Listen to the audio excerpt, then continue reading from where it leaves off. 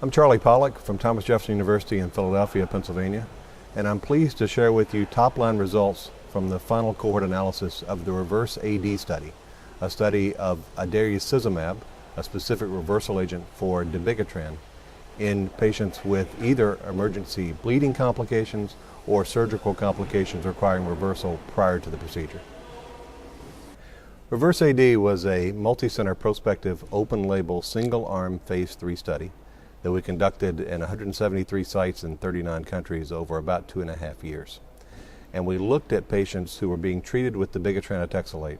Over 90% of them were on Dabigatran for stroke prevention, atrial fibrillation, who required reversal for one of two reasons. They were called Group A if they presented on Dabigatran with uncontrolled or life-threatening bleeding. And they were called Group B if they presented on Dabigatran not bleeding but with a need for an emergency sharp procedure of some sort, whether scalpel or catheter based. These patients were assessed for inclusion in the study based only on clinical criteria. There was no laboratory value or vital sign requirement to document the patient's eligibility. This was a decision made entirely by the treating clinician. And whether patients were in Group A or Group B, they all got 5 grams of adairusizumab. This is given as 2.5 gram boluses. 5 grams is a dose that should reverse the 99th percentile of Dabigatran levels seen in the large RELY study of Dabigatran versus vitamin K antagonist in atrial fibrillation a few years back. The primary endpoint of the study, again independent of group assignment, was the maximum reversal of the anticoagulant effects of Dabigatran as measured by either dilute thrombin time or eccrine clotting time, both of which correlate in linear fashion to Dabigatran concentrations across a broad range, within 4 hours. And you see on the slide here that there are multiple time intervals at which this was assessed. We continued following patients out to 90 days with important secondary endpoints including time to cessation of bleeding in patients who didn't have intracranial hemorrhage from the Group A cohort. And in the Group B cohort, the time to surgery and the hemostasis before, during, and after the procedure as determined by the treating clinician. Secondary endpoints of interest included thrombotic events after reversal, when anticoagulation or other antithrombotic therapy was restarted, overall mortality. The impact of adairusizumab on Dabigatran anticoagulation is assessed by the activated partial thromboplastin time and the thrombin time, both of which are, of course, more readily available around the world than DTT and ECT.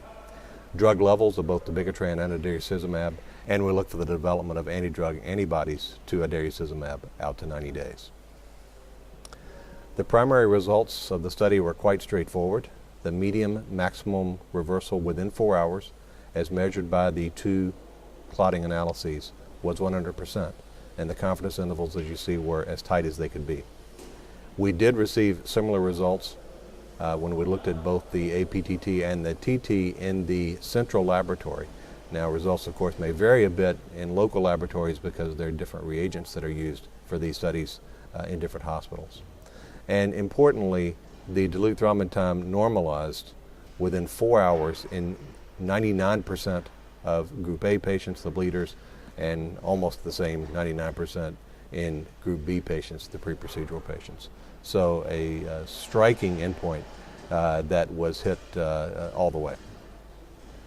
Here's a graphic representation of that, looking at DTT in Group A on the left and Group B on the right, just to walk you through how these data are presented. This is a box and whiskers plot. You have the DTT on the y-axis, the time on the x-axis. The boxes represent the 25th to 75th percentile of the value, in this case DTT. The line in the middle represents the median. The whiskers above and below the box represent the 10th and 90th percentiles, and the dots above and below those represent the 95th and 5th percentiles. The 2 blue arrows represent the time of administration of the 2 different vials of adairusizumab. Remember, all these patients got 5 grams. And the shaded area represents the upper limit of normal of the dilute thrombin time. So what you see is an immediate reduction in the DTT to below the limit of coagulation even between the two vials of adairacizumab, but certainly out after full dosing and persisting out to 24 hours in almost all patients. So a very consistent effect that is predictable and durable. On this slide, on the left-hand side, we see groups A and B together looking at unbound dabigatran. So you see here that the results you saw on the previous slide do in fact correlate to the actual concentrations of dabigatran. And again, because the APTT is more readily available in hospitals than our ECT or DTT, we show here central lab APTT where the effects of adairacizumab are shown just as clearly as they are on the other studies. Interesting secondary endpoints from Group A and Group B. Here in Group A, we look at bleeding cessation as recorded locally within 24 hours. Now, unfortunately, not all of these patients were accessible. For example, we couldn't look at intracranial hemorrhage cessation of bleeding because we didn't mandate serial CT scans. For non-ICH bleeding, we had accessible bleeding in 198 patients. 120 of those were GI bleeds, 78 were non-GI, non-ICH. And of those accessible patients, the median time to locally reported bleeding cessation was 2.5 hours. So remembering that adairacizumab is not a hemostatic agent, it's a reversal agent. This means that the providers after reversal did a good job of stabilizing these patients, and we got a nice tight interval there until bleeding cessation was reported. In Group B, the pre-procedural patients, we looked at peri-procedural hemostasis, and it's important to note that the time from administration of adairacizumab to the procedure was only 1.6 hours.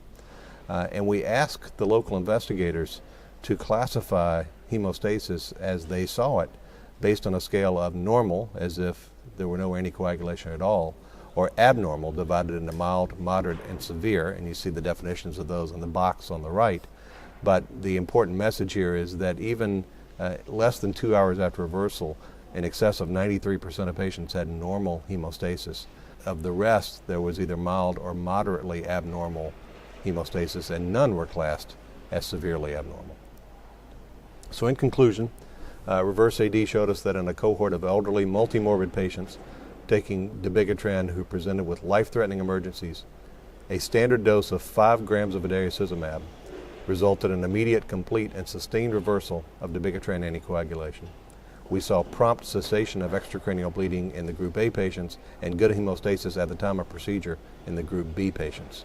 Not discussed in this summary, but prompt reinitiation of antithrombotic therapy was allowed in the protocol after reversal, and it was done in safe fashion with no thrombotic effect, and consistent with both preclinical data and the interim analysis of REVERSE-AD, we saw no safety concerns associated with this drug. And I'm happy to report that at the time of presentation of these data at the International Society of Thrombosis and Hemostasis in Berlin, we had simultaneous publication of the full cohort analysis in the New England Journal of Medicine.